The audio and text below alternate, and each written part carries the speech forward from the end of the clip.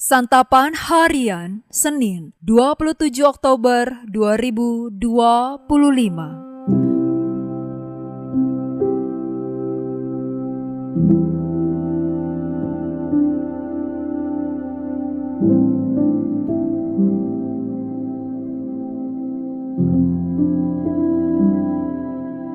Inilah program Santapan Harian, sebuah program yang mengajak Anda menelusuri isi Alkitab, agar Anda menemukan makna firman Tuhan sesuai dengan konteksnya.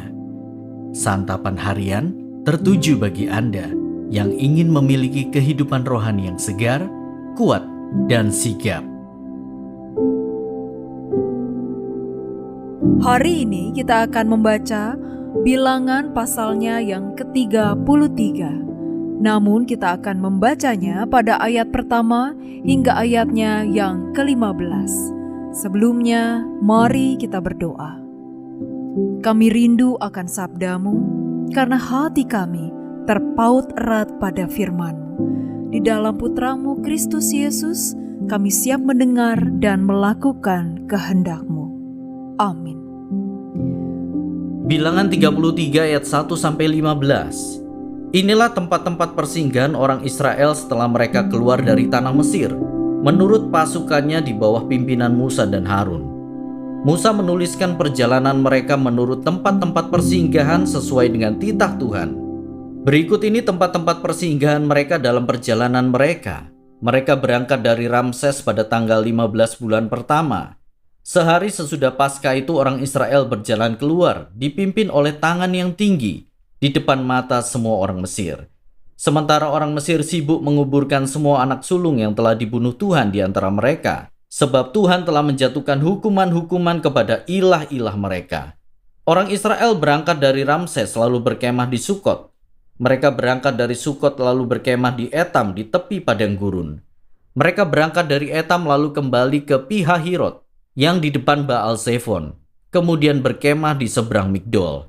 Mereka berangkat dari Pihahirot dan melewati tengah laut menuju padang gurun. Setelah berjalan selama 3 hari di padang gurun Etam, mereka berkemah di Mara. Mereka berangkat dari Mara lalu sampai ke Elim. Di Elim terdapat 12 mata air dan 70 pohon kurma. Di sanalah mereka berkemah. Mereka berangkat dari Elim lalu berkemah di tepi laut Teberau. Mereka berangkat dari Laut Teberau lalu berkemah di padang gurun Sin. Mereka berangkat dari padang gurun Sin lalu berkemah di Dofka. Mereka berangkat dari Dofka lalu berkemah di Alus. Mereka berangkat dari Alus lalu berkemah di Rafidim. Dan di sana tidak ada air minum untuk bangsa itu. Mereka berangkat dari Rafidim lalu berkemah di padang gurun Sinai.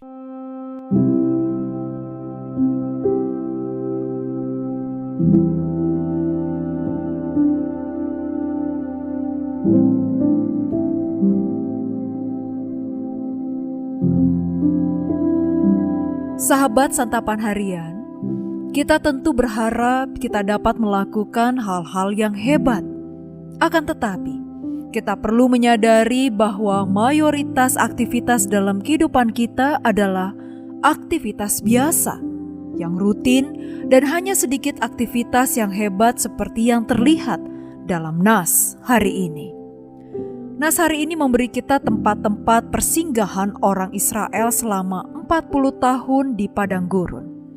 Ketika kita membaca nama-nama tempat persinggahan ini, sedikit sekali nama-nama yang kita kenal atau ingat, karena kebanyakan nama-nama tersebut tidak ada catatan khususnya.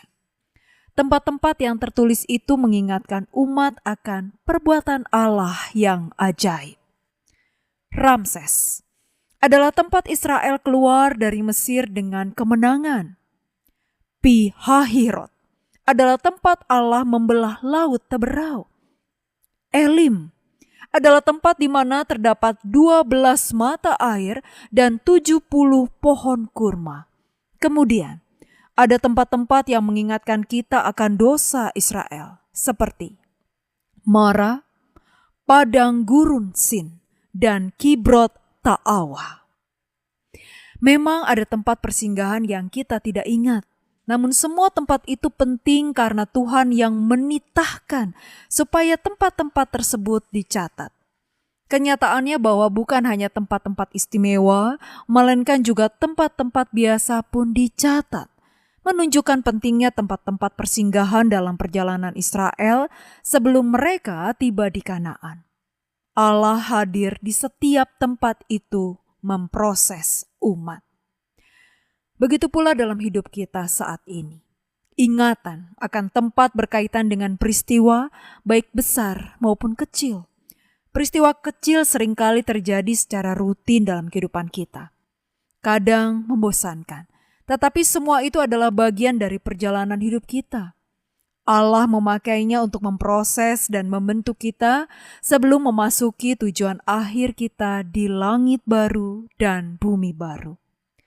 Mari kita belajar untuk juga menghargai tempat dan peristiwa kecil yang biasa mengisi rutinitas kehidupan kita. Semua yang terjadi di dalam hidup kita adalah penting karena semuanya dipakai Allah untuk memproses kita. Mari kita berdoa. Ya Tuhan, terima kasih atas setiap tempat dan peristiwa kecil yang Kau anugerahkan dalam hidup kami. Bantu kami untuk melihat keindahan dalam hal-hal sederhana dan menyadari berkat yang sering kali kami abaikan. Ajarilah kami untuk bersyukur dan menghargai setiap momen yang Kau berikan, baik yang besar maupun yang kecil. Dalam keindahan dan keagungan nama-Mu, Kristus Yesus, kami memohon. Amin. Kiranya firman Tuhan yang Anda dengarkan menjadi berkat, hingga Anda memiliki kehidupan rohani yang segar, kuat, dan sigap. Jika Anda menginginkan buku santapan harian, silakan kirimkan nama, alamat lengkap, dan kode pos beserta nama radio yang Anda dengarkan ke nomor 0811 9910 377. 0811 9910 377. Tuhan Yesus memberkati.